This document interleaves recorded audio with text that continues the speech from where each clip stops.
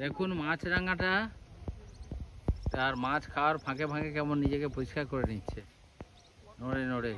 আর একটু ম্যাগনিফাই কর। হ্যাঁ, একটা ছিপের যে টাঙা দেয়া আছে, সেই টাঙা দেওয়ার তলায় এখনো মাছ পড়েনি ঠিকই। এরা এই জায়গাটায় রেস্ট হাউস করে মাছে যখন দেখে যে চোখের জ্যোতি খুব, টুক করে গিয়ে মাছটাকে ধরে নিয়ে চলে আসে। ছোট্ট একটা মাছরাঙা, এই মাছরাঙা ঝুপ করে পড়ে এসে জলে, ঝুপ করে পড়ে এই মাছটা ধরে আবার খেতে শুরু করে। এটা হচ্ছে মাছরাঙা। কি সুন্দর কালার পাখি। যাই হোক, এখানে অনেক ছোটোখাটো পাখি টাখি এসব বাস, গাছের মধ্যে এরা বাসা বাঁধে।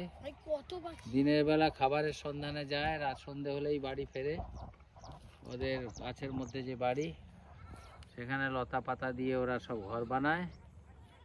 এই ঘর বানিয়ে সেখানটায় থাকে এবং তাদের সন্তান সন্ততিদের প্রতিপালন করে।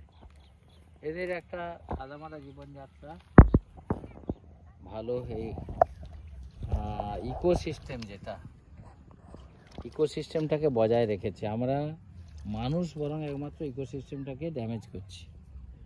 তো ইকোসিস্টেমটার অর্থ হচ্ছে যে এই দেখুন পাখি, যেটা ছোট ছোট, এরা এই টিয়া পাখির মতো, কেমন না, বুঝতে পারছি। তো এই যে এরা কিছু নোংরা বা মাছ টাছ এগুলো খায়, তা থেকে এদের হয়। আবার এরা অনেক গাছের যে পোকা মাকড় গাছে হয় সেগুলো খেয়ে নেয়, গাছকে বাঁচায়।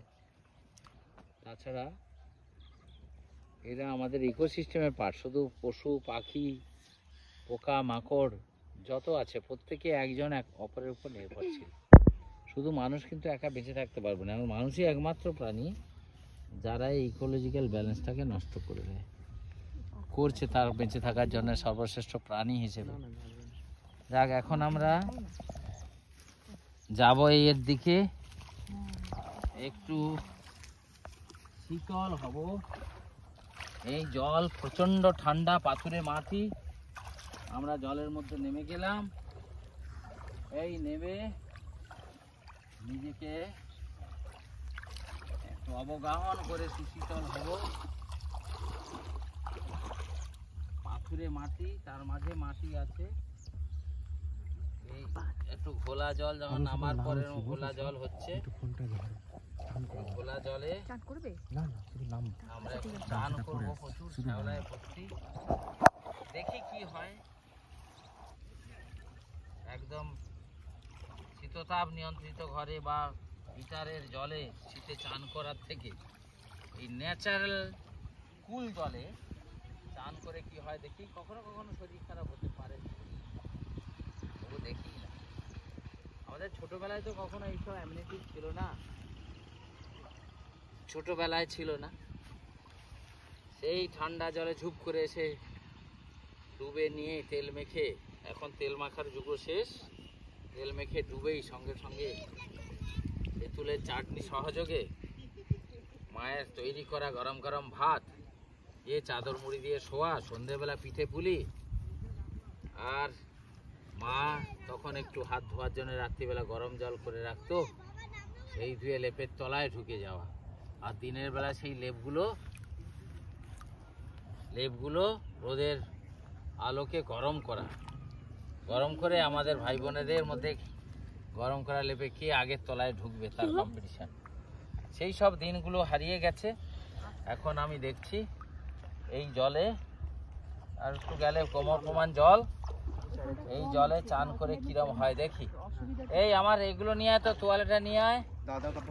যাই হোক, আমরা এখন এ থেকে আন্ডার ওয়াটার অ্যাকোয়াটিক যে প্ল্যান্টসগুলো, ডিফারেন্ট টাইপ অফ শ্যাওলা, সেগুলো আমরা তুলে সেগুলো আমরা একটা অ্যাকোয়ারিয়ামের মধ্যে রাখবো। আর এই যে শ্যাওলা ভেসে ভেসে যাচ্ছে, এখানে কত শ্যাওলা হয়ে আছে।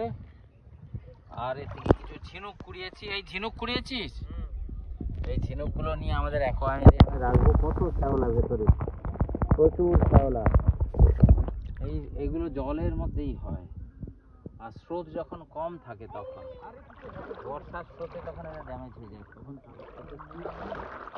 এরা হতে পারে না।